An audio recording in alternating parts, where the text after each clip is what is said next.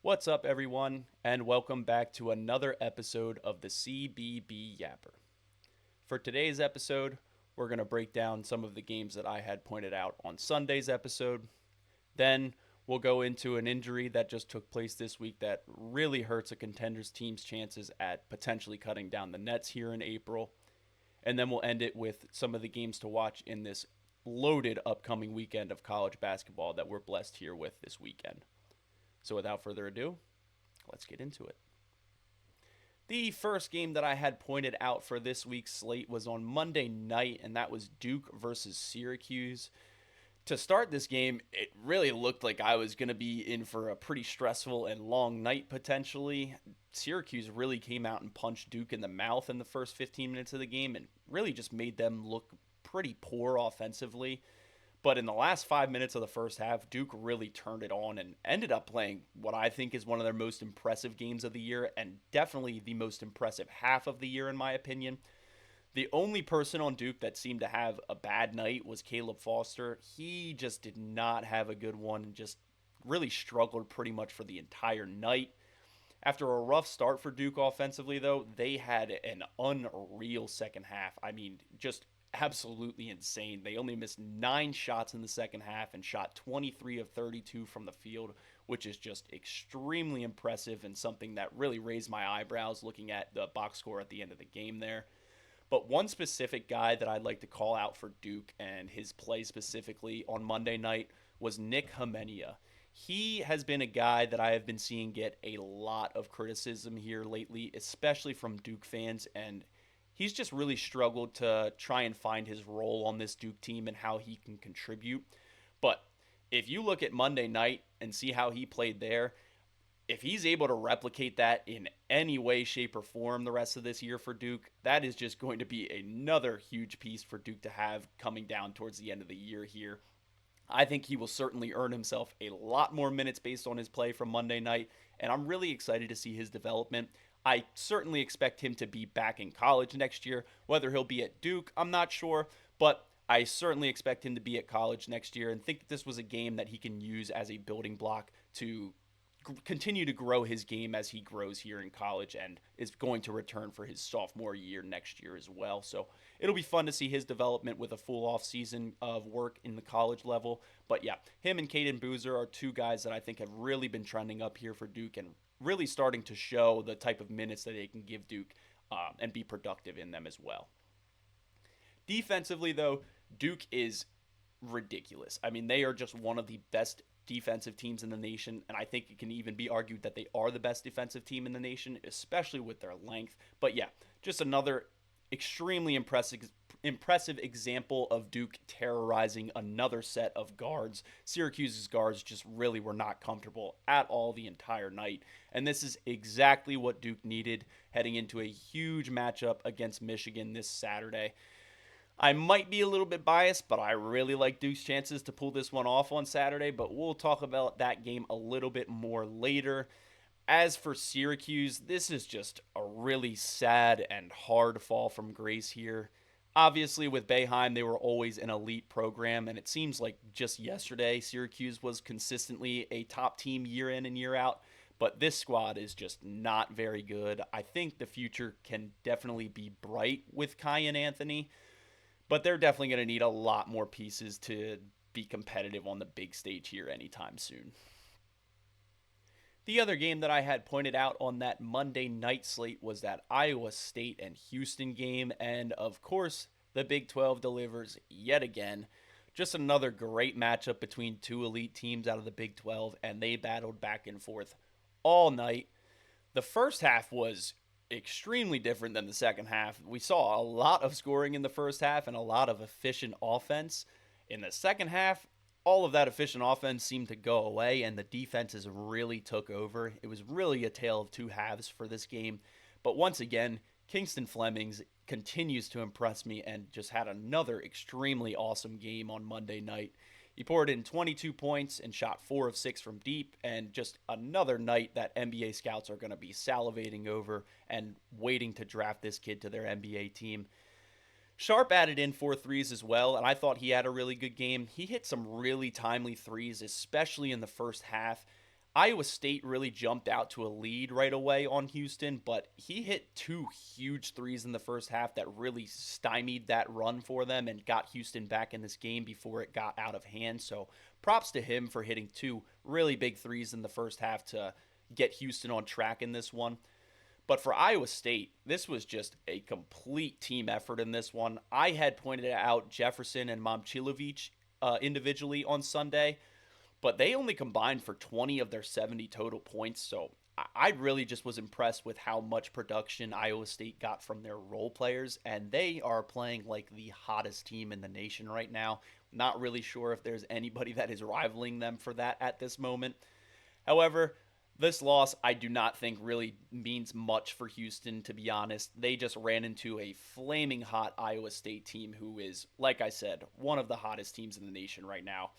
And if Kingston Flemings doesn't slip up there at the end of the game, we might be talking about a completely different outcome of this game. So I really don't think that this game should put too much harm on Houston's resume. But Iowa State gets a slight break here against Utah before another big test coming up against Texas Tech. Obviously, Texas Tech just lost their best player, so not as big of a test anymore, but will still be a tough test as Christian Anderson and Petty are still two guards who are very good and can light you up as well. Houston has two really tough games in a row here. They get Arizona at home on Saturday, most likely without Pete, and then they go right to Allen Fieldhouse for a really tough matchup against Kansas. So, going to be looking forward to both of these teams' upcoming schedules here, and we'll probably be circling at least one of these games for each of these teams moving forward. Moving on to Tuesday night, I had pointed out that Michigan and Purdue game, and Michigan just continues to be the most impressive team in the nation, in my opinion. Up until last week when Arizona lost those two in a row, I think it was Arizona, but now I think it's clearly the Wolverines from Michigan.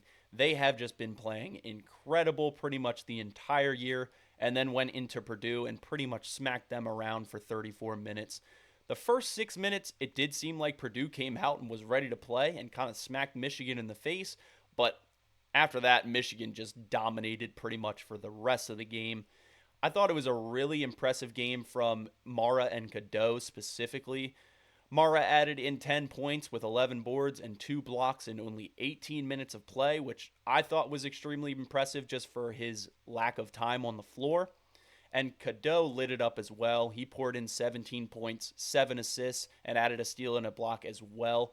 And for Michigan, they had 6 players total in double digits, which I thought was just really impressive as a team to do as well. While it was a really disappointing game for Purdue, I thought Braden Smith and Kaufman Wren really showed up. It just unfortunately was not enough to pull this one off. Purdue, I just think they are what they are every year. I think they're a very good team, but as far as March goes, I am just not confident in them at all. I do think that they will win a game at least. I'm not saying that they're a first round exit necessarily, but I'm not sure I would trust them much farther than that. The other thing is they don't really have much chances left on their resume to boost their resume here. Most of the teams that they play are either on the bubble of the tournament or just completely unranked, which is going to pretty much leave them stuck where they are unless they can get a huge win against Michigan State coming up here. Right now, Michigan is clearly the best team in the nation, I think. Their overall resume backs that, and the way they are playing, I am getting really nervous for this game on Saturday, but also excited, and we should be blessed with a potential Final Four preview, so really looking forward to this game on Friday, and we'll talk about that a little more in depth later here. The next game that I had pointed out was this Iowa and Nebraska game, and this game was just extremely odd. Both teams played great defense and terrible offense, with neither team shooting over 42% from the field, which is just pretty abysmal. The one thing that really stood out to me, though, in this one was how physical Iowa was with Nebraska and how many problems that seemed to cause them. They just had an awful night in pretty much all aspects of the game. Nebraska shot terribly from both the field and from deep and got out-rebounded on the offensive glass by 10, which is just not going to be a winning recipe on pretty much any night here in the Big Ten. But in such a terrible offensive game, effort and physicality were really the big difference here, and I think that's the main reason why Iowa was able to pull off this upset. Aside from the physicality standpoint, though, the best player on the floor Tuesday night was Bennett Sturts. I don't really think that was an argument at all. Even though he had a pretty poor shooting night and had a lot of turnovers, I thought he still played really well. Moving forward for Iowa, they have a really tough schedule to end the year. They end the year getting the Cornhuskers again here, this time in Nebraska, Wisconsin on Sunday, and then Michigan coming up in 2 weeks. Just a really tough stretch to end the year for the Hawkeyes here. But if they can win one of those big games and beat the teams that they should remaining on their schedule, I think they really have a good chance of getting an at-large bid here. Right now, they're slated around the 8 to 10 seed according to bracketology, so they are in a very good position to get an at-large bid here, but they're going to at least need to win the games that they should win down the stretch here, and I think they should pull off one of those wins. Not sure which one, but they should pull off one of those, I believe. As for Nebraska, just a really tough couple of weeks here. After an incredible start to the season, I think the expectations have tempered here for the Cornhuskers a bit. It really does seem like if you are able to out-physical this Nebraska team, they are really going to struggle. They really do not have much opportunities to even improve their resume here before March. They have 5 games left, with their best opponents being Iowa, UCLA, and USC. If they want to potentially raise their seeding as they get to March, they're going to need to avoid a blunder, and I think they're going to need to finish the year with 5 wins in a row here. And moving on to perhaps the best game of the year, or at least the best one that I have watched this year, was that Arkansas and Alabama game. And I really don't think there's much to say about this one. If you didn't get a chance to watch this game, you should be extremely disappointed in yourself. This was one of the best games of the entire year, and honestly one of the best games in my recent memory. A double overtime game loaded with scoring and stars lighting it up the entire night. This was, like I said, one of the best games I have been able to watch from start to finish in recent memory, and certainly of this year. There were 5 guys with 20 plus points, and another sitting just outside of 20 with 19. Just an absolutely absurd game that delivered the entire night, and games like this just really get me excited for March Madness coming up here. I had mentioned on Sunday's episode that the people to watch in this one were the guards, and for the most part, that was true. Acuff, Thomas, and Richmond combined for 93 of Arkansas's 115 points, which is just downright ridiculous. Acuff was clearly the best player on the court all night. He was extremely impressive and was about an inch away from sending this game into a third overtime. He is going to be a special player in the NBA, at least in terms of scoring and offense. He's definitely a little bit shaky on defense and not the greatest defender, but he makes up for it in offense in bunches. Bama was in a similar boat to Arkansas, although it wasn't all their guards. Philon had an insane game for them, putting up 35 points on 11 of 21 from the field. Aside from him, Sherrell, Allen, and Holloway also combined for another 50 points as well. So they got 85 of their 117 points from 4 players as well, which, again, is just insane to think about. Just an all-around awesome game between both of these teams. I'm really not sure we're going to get a game like that for quite some time here, and I'm really glad that I was able to witness it in its entirety. This was just a really impressive win for Bama, in my opinion. The only thing I will say still is their defense is clearly still a problem. In a game like this, it didn't really matter much because Arkansas likes to run too, and they're not necessarily the greatest defensive team. But when they see a team that is a good defensive team in March, I think they will struggle. However, that's a future problem for the Tide, and I don't want to rain on their parade right now. That was an absolutely huge win, and I tip my hat to them for pulling that one off at the end there.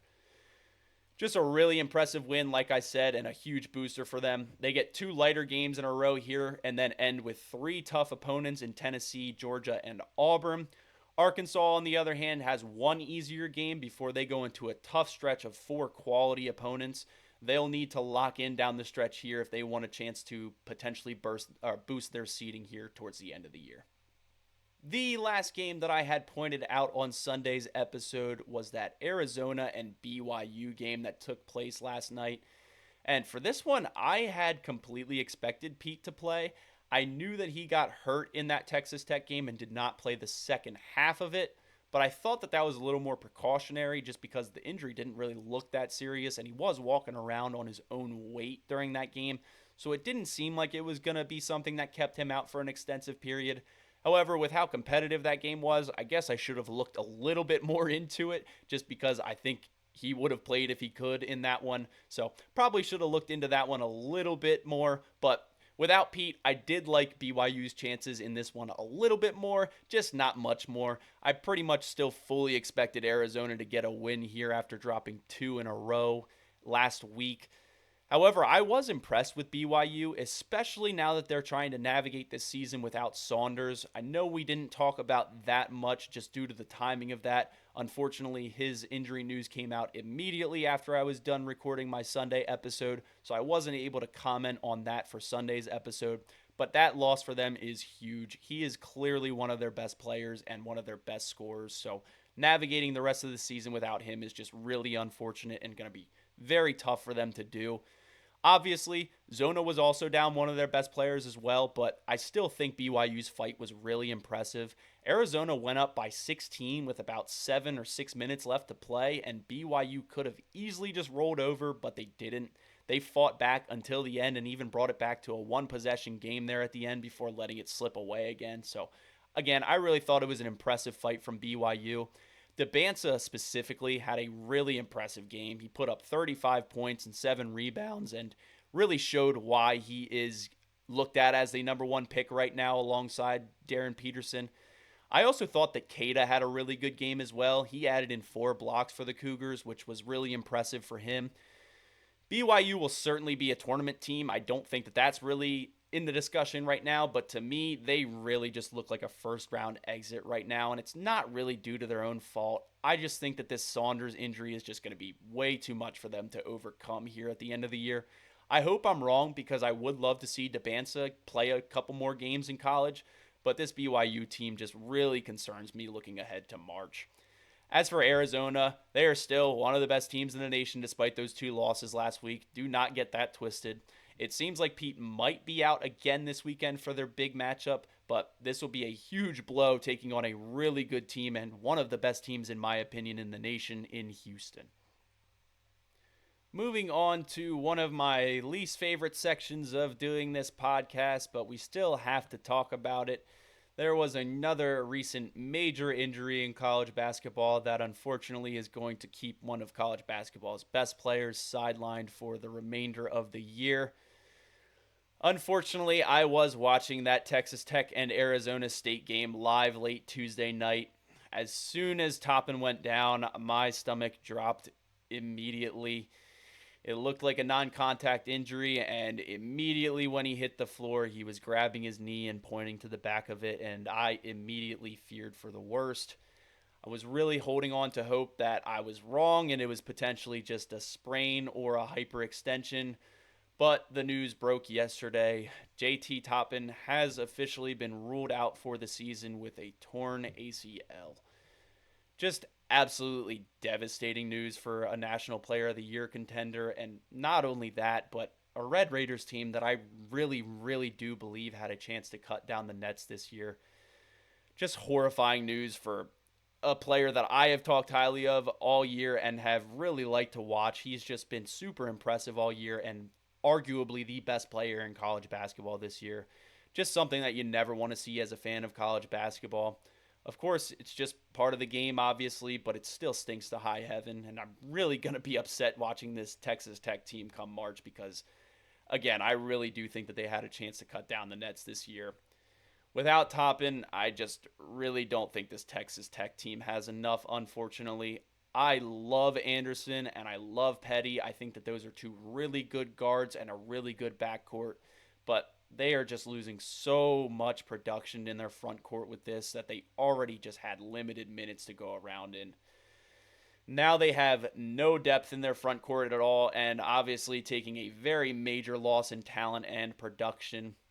I really feel for Texas Tech fans. This is just awful news and really sad we won't get to see this Texas Tech team at full strength here in March. Hopefully Anderson can carry them to a run without Toppin, but I just really don't see it happening.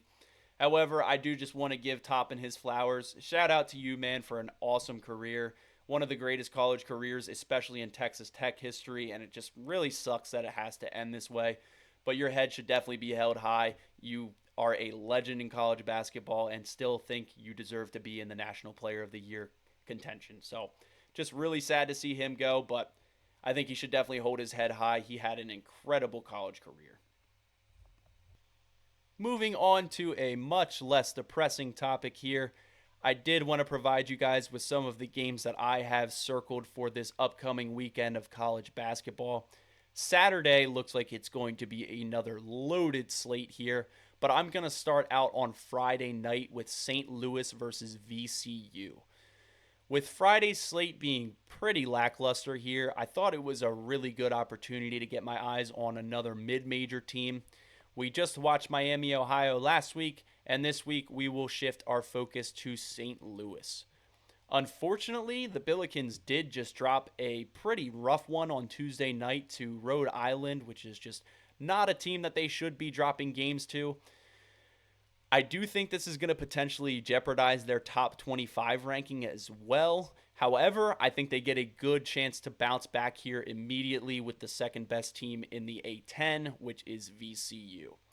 If St. Louis wants to maintain their at-large bid, they are going to need to pull this one off. I do not think that they can afford a loss here to VCU, if they want a chance to make the tournament at large. They'll still have a chance to win the A10 tournament, but if they want a chance to get an at-large bid, they cannot afford to lose this game. I like St. Louis's chances to get a win here. I think that they'll get right back on track. VCU is a good team, but I don't think that they have the talent to compete with a team like St. Louis. St. Louis is just a very deep team that can beat you in many different ways, which is one thing that really makes me a believer in them come March. I really do think that they have the talent to at least win one game in March or at least be competitive in the first round. I think the Billikens will win this one pretty convincingly, but I would not be surprised if we get a competitive one here on Friday night. Staying on Friday night, I have Purdue versus Indiana circled. We're going to unfortunately have to cut to this game around halftime of that VCU game, so hopefully everybody is already practicing their March Madness setup and has two screens that they'll be able to watch both of these. But at 8 on Friday, Purdue and Indiana will tip off. The last matchup between these two, Indiana actually took the win at home. However, I think this is going to be a much tougher ask to do that again in Mackey Arena. Purdue is not an elite team in my opinion, but they're certainly very good. Indiana, on the other hand, is just a very good team. I don't think that they're necessarily elite or great, but they're definitely good. They certainly do not have the talent level that Purdue has all over the court, but with Wilkerson and DeVries, I think they can certainly compete at least. They are really going to need a huge game from Wilkerson, I believe, if they want to pull this one off. Last game, Wilkerson and Dorn combined for 37. However, I do not think that will be enough on Friday night. Purdue really struggled heavily on offense in the last matchup, which I do not expect to happen at home at all. If Indiana wants a chance to win this one, I think they're going to have to put up at least 80 points, and even then, it might not be enough to pull this one off. Moving on to Saturday, the first game I have circled on this slate is the Creighton and St. John's game. This one I wasn't really interested in until last night when it became much more intriguing. Obviously, Creighton just took down UConn at home last night, and they have not been a team that I have talked about very highly of at all this year, and I have just not been impressed with them. But last night's game certainly raised my eyebrows at least a little bit. They were absolutely lights out shooting yesterday, shooting almost 50% from both the field and from deep, and also out-rebounded UConn pretty heavily as well. Just a really impressive win for the Blue Jays, and I really want to get another shot at seeing them potentially take down another impressive team. St. John's is the second best team in the Big East, in my opinion, with only Villanova really rivaling them for that crown. However, they cannot afford a slip up here on Saturday if they want to continue to improve their seed line like they have been in the past month. If Creighton wants a chance to win this one and get 2 huge wins in a row here, they are going to need to shoot 40% or better from deep again. I think this is just another matchup where they do not have the talent, but their shooting can make up for that, I believe. They just have not been a great shooting team all year, only shooting a little bit above 35% as a team on the year, so I don't really expect that to happen. But if they do catch fire again, look out. The Johnnies might be in for a really tough one here on Saturday.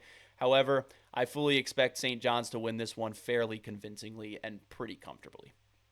Up next on Saturday, this time slot I kind of went back and forth between which game I wanted to point out. The other game that I was going to look at is that Tennessee and Vanderbilt game. However, I'll probably just catch a recording of that later at night potentially. But the one that I ended up going with is this Miami and Virginia game. With another huge game starting at 3 here, I couldn't commit to watching both of those games. However, I feel like I have watched the SEC play a lot this year and wanted to get another chance at looking at 2 of the better teams in the ACC here. This Miami-Virginia game is really intriguing to me. Coach Jay Lucas has stepped into that Miami role and has those boys playing great, especially with the roster he was given this year. On the other side, Coach Ryan Odom has been doing a fantastic job as well in his first year with the Hoos as well. So I think this is just a really intriguing matchup between 2 first-year coaches. Obviously, Miami needs this one much more than Virginia does, but that's going to be a pretty tough ask going here on the road into Charlottesville. This game is absolutely loaded with forwards between DeRitter, Renault, and Henderson, which I think is going to set us up for some really fun individual matchups and a great game overall here. Personally, I like Virginia's chances and expect them to continue to grow and be around a 6-point favorite in this one, but I am hoping for a competitive game at the very least. Miami has certainly played in a lot of competitive games this year, and if they can keep it close, I think they can absolutely pull it off at the end. They have been one of the most dangerous teams in crunch time this year, and I'm really looking forward to seeing how this one plays out. Up next, that 3 o'clock game that I was talking about, that will be Arizona and Houston. This one I'm going to be watching no matter who is in or out for Arizona. With Pete probably missing this one, I think Houston has a great opportunity here that they cannot let slip away. A win here could potentially move them up to the 1 seed line. Granted, I think Iowa State will probably still hold that edge over them, just barely, but a win here will certainly help their case. Even if this doesn't put them up to the number 1 seed line, I think it'll probably elevate them to the number 1-2 seed at least. If Pete can't go in this one, I really like Houston's chances in here. I just think without Pete, Arizona loses a lot of edge and physicality here, and that is not something you can afford to be missing when you're going up against this Houston team.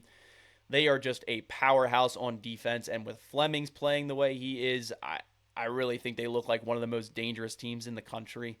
If Arizona wants to pull this one off, especially without Pete here, I think Burries is going to need to show out.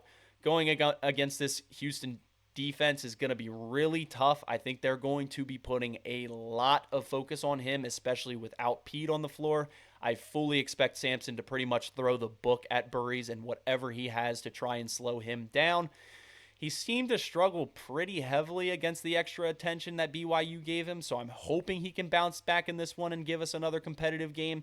But yeah, I'm expecting Houston to pull this one off, especially if Pete cannot go for this one. The next game I have circled on this great Saturday slate is the Villanova and UConn game.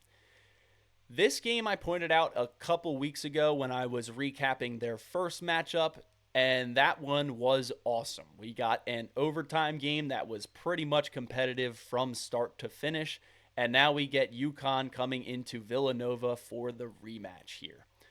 The one thing that I am a little bit upset with this matchup is the timing of it, but I'm going to try and make it work. Unfortunately, Villanova and UConn do tip off at 5:30 on Saturday, which is an hour before the next game we're going to talk about here that I will have my full attention on.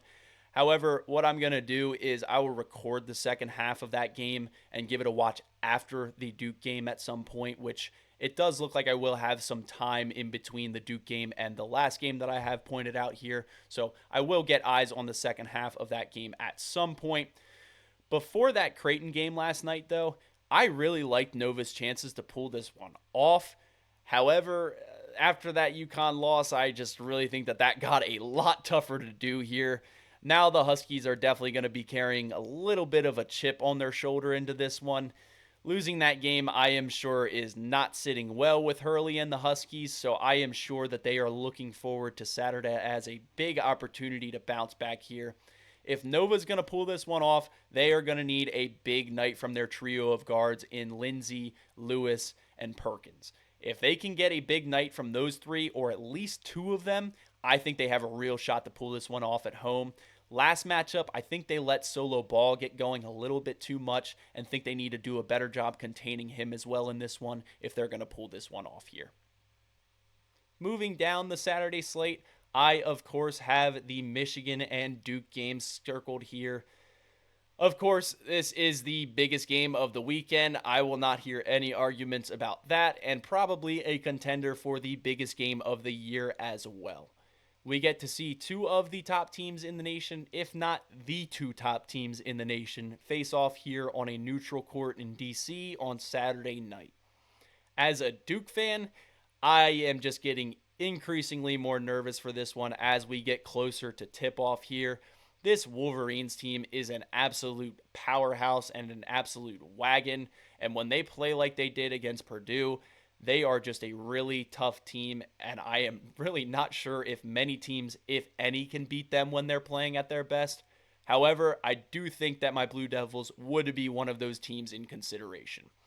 Duke certainly belongs in the conversation at least and has been playing as well as anybody in the country recently, despite that 1-point loss to North Carolina.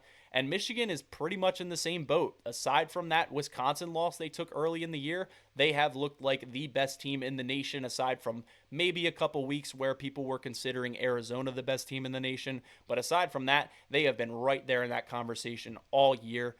I really think that we're going to be in for an awesome game here on Saturday. Both teams are going to be very anxious to pull this one off to potentially boost their 1 seed status. And I personally think whoever wins this game deserves the number 1 overall seed.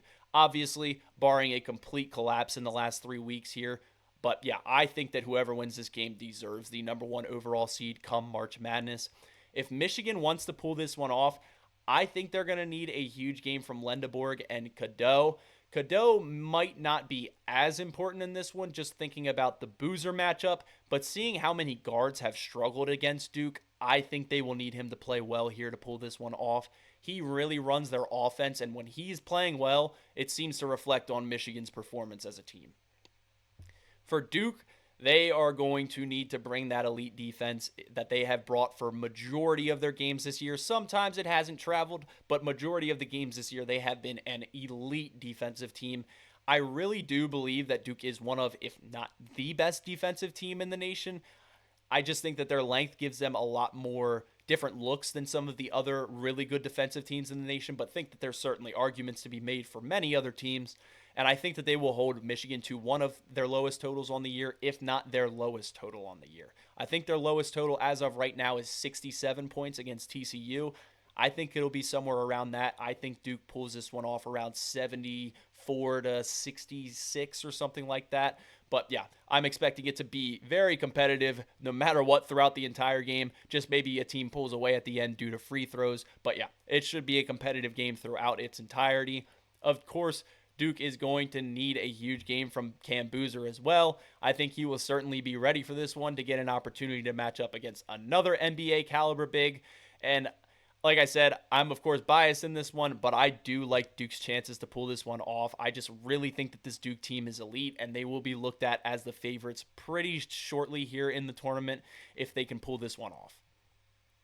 The last game that I have circled for this weekend, I'm going to try and not get my hopes up for it. I mentioned earlier that with the injury to Saunders, this BYU team is just not nearly as good as they could be. I have been harping on their role players all year, but think they were just keeping them from being a contender to cut the nets down. I still fully believed that they could have absolutely beat teams like Iowa State, just wasn't sure that they could do it consecutively and multiple times in a row come March. However, in this one, I really don't expect much here. Iowa State has been playing as good as anyone recently, rattling off two of the country's most recent big wins. BYU, on the other hand, has really slid hard and really kind of fell flat on their face here. They've lost 5 of their last 7, and I don't think that's going to change on Sunday night, and most likely will turn into 6 of their last 8. I really hope BYU can pull this one off just because I would really like to see them have a better shot at advancing in March. As of right now, they're hanging around the 8 to 10 seed line, which will not be a great matchup for them to move on in the first weekend of March, in my opinion. So they're really going to need to pull this one off to potentially boost their seed line. But as of right now, the BYU hopes of being a contender this year are dwindling and pretty much gone away completely at this point. However, that is all I have for today's episode. For Sunday's episode, I'm going to provide a list of the teams that I think are actual contenders in March Madness to cut the nets down here. But until then, I hope everyone has a great weekend watching college basketball. I appreciate everyone who decided to tune in to today's episode. And if you enjoyed, go ahead and leave a like, subscribe, and join us back on Sundays and Thursdays for new episodes.